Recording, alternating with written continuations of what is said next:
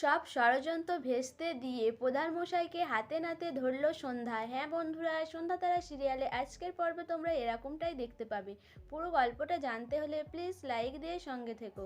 সন্ধ্যা রাত্রে তার শত্রুদের খোঁজে বের হয়, তখনই সে আকাশের গায়ে পড়ে যায়। এরপর আকাশকে বলে যে কে এখানে, তখন আকাশ জানায় সে আকাশ। তখন সন্ধ্যা বলে যে সে এখানে শুয়ে আছে কেন, তাকে পাহারা দেওয়ার জন্য, যাতে সে স্মৃতি খুঁজতে না পারে।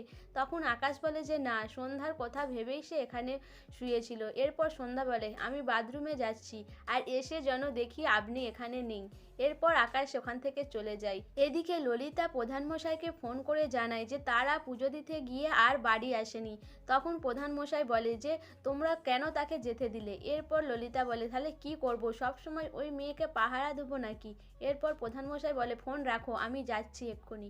এরপর প্রধানমশাই রাত্রে যেই দেখেছে বাড়িতে কেউ নেই কোনো দিকে, তখন প্রধানমশাই চাদর মুড়ি দিয়ে রাতের অন্ধকারে বাড়ি থেকে বেরোতে যায়। তখনই সন্ধ্যা দেখতে পায়। সন্ধ্যা বলে কে ওখানে। এরপর সন্ধ্যা ধরে ফেলে। সন্ধ্যা ধরে তাকে উদ্যম মাধ্যম মারতে থাকে, বলে বাড়িতে নিশ্চয়ই চোর এসেছে। এই বলে সন্ধ্যা চিৎকার করতে থাকে যে বাড়িতে চোর এসেছে, আমি ধরেছি। সন্ধ্যা প্রধান মশাইকে যখন উদ্যম মাধ্যম মারতে থাকে, তখন প্রধান মশাই বলে আমি আকাশের বাবা, আমাকে ছেড়ে দাও। তখন সন্ধ্যা বলে আকাশের বাবা বলে এখান থেকে পার পেয়ে যাবে ভেবেছো, কিছুতেই আমি ছাড়বো না। এরপরে বাড়ির সবাই চিৎকার শুনে এসে হাজির হয়। আকাশ যখন লাইটটা জ্বেলে দেয়, এরপর প্রধানমশাইয়ের মুখ খুলে দেয় সন্ধ্যা। প্রধানমশাইকে দেখে সবাই অবাক হয়ে যায় যে প্রধানমশাই এত রাত্রে মুখে চাপা দিয়ে যাচ্ছিল কোথায়। এরপর সন্ধ্যা বলে নিশ্চয়ই কোনো ষড়যন্ত্র করেছো, সেই জন্য এতে মুখ চাপা দিয়ে বেরোচ্ছিলে। প্রধানমশাই কি বলবে বুঝতে পারে না, থতমত খেয়ে যায়। এদিকে প্রধানমশাইয়ের পিসি আর বোন ভাইরা ভাবে যে আজকে দাদা গেল, সব কিছুই আজকে হয়তো ফাঁস হয়ে যাবে। এরপর সন্ধ্যা চেপে ধরে যে প্রধানমশাই কোথায় যাচ্ছিল এত রাতে।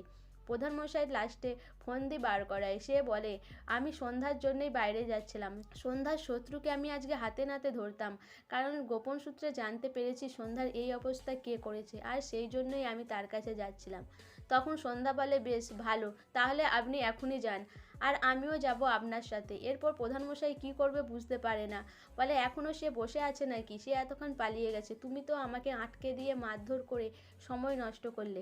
এরপর প্রধানমশাই বলে আমার গোটা গায়ে ব্যথা, আমার হাড় গোড় মনে হয় ভেঙে ছাতু করে দিয়েছে।